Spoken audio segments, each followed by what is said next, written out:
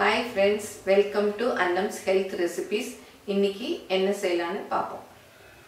இன்னைக்கு watermelon juice எப்படி செய்யலாம்னு பாப்போம். வாட்டர்மெலன் ஜூஸ் செய்யிறது எப்படின்னு தெரிஞ்சுக்கணுமா அப்படினு நினைப்பீங்க. நான் கொஞ்சம் வித்தியாசமா இன்னைக்கு செஞ்சு காமிக்க போறேன். நம்ம ப்ளைனா தான் வாட்டர்மெலன் ஜூஸ் வாங்கி குடிப்போம். அது ஒரு மாதிரி பச்சை அந்த வாட்டர்மெலன் ஒரு டேஸ்ட் கொடுக்கும். அது சிலருக்கு பிடிக்கும், சிலருக்கு பிடிக்காது. அதனால நான் இன்னைக்கு என்ன பண்ண போறேன்னா கொஞ்சோண்டு புதினா அப்புறம் லைம் கொஞ்சம் ரெண்டையும் ஆட் பண்ண போறேன். அப்ப அந்த டேஸ்ட் கொஞ்சம் மாறும். இப்போ எப்படி செய்யலாம்னு பாப்போம். இந்த மிக்ஸி ஜார்ல நான் ஒரு உங்களுக்கு எவ்வளவு வேணுமோ அவ்வளவு போட்டுக்கலாம். நான் இப்ப 2 பேருக்கு வேணுங்கிற அளவு ஜூஸ் பண்ண போறேன். ஃபர்ஸ்ட் நீங்க இந்த வாட்டர்மெலன் ஜூஸ்ல முதல்ல பழத்தை அரைச்சுக்கங்க. ஏன்னா தண்ணி ஊத்திட்டீங்கன்னா அது வெளியில வந்துடும். அதனால இதுக்கு தண்ணி கூட ஊத்த தேவையில்லை, சும்மா அரைச்சுக்கிட்டாலே போதும். இப்போ இதை மிக்சியில அப்படியே அரைச்சுக்கணும். இதோட ஒரு 2 இலை புதினா போட்டா போதும். 2 இலை புதினா இதுல போட்டு அரைச்சா போதும். நீங்க எவ்வளோ வாட்டர்மெலன் எடுக்கிறீங்களோ அதுக்கு ஏற்றபடி நிறைய போட்டீங்கன்னா ஒரு 4 இலை போட்டுக்கங்க. நான் வாட்டர்மெலனை சீட்ஸோட போட்டுட்டேன். சீட்ஸ் எடுத்துட்டு போட்டுருங்க, ஏன்னா சீட்ஸ் அரைப்பட்டுரும். இந்த மாதிரி எல்லாத்தையும் இப்படி எடுத்தீங்கன்னாலே நல்லா வந்துடும்.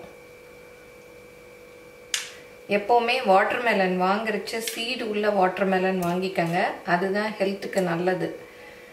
இந்த ஹைபிரிட் வெரைட்டி அதெல்லாம் வாங்காதீங்க. சீட்ஸ் இருக்கிறது தான் என்றைக்குமே நல்லது. இதுக்கு நான் ப்ரௌன் சுகர் 2 டேபிள் ஸ்பூன் அளவுக்கு போடுறேன்.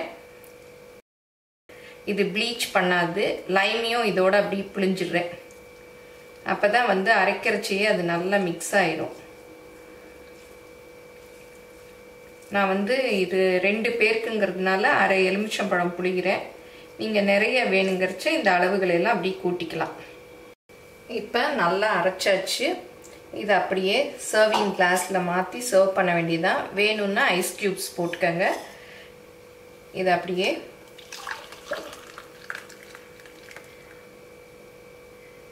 சீனி போதுமானு செக் பண்ணிக்கோங்க, பத்தலைன்னா இன்னும் கொஞ்சம் போட்டுக்கலாம். நான் இதோட ஒரு அரை டம்ளர் தண்ணி சேர்த்து அரைச்சேன். ரொம்ப திக்காக இருந்தது.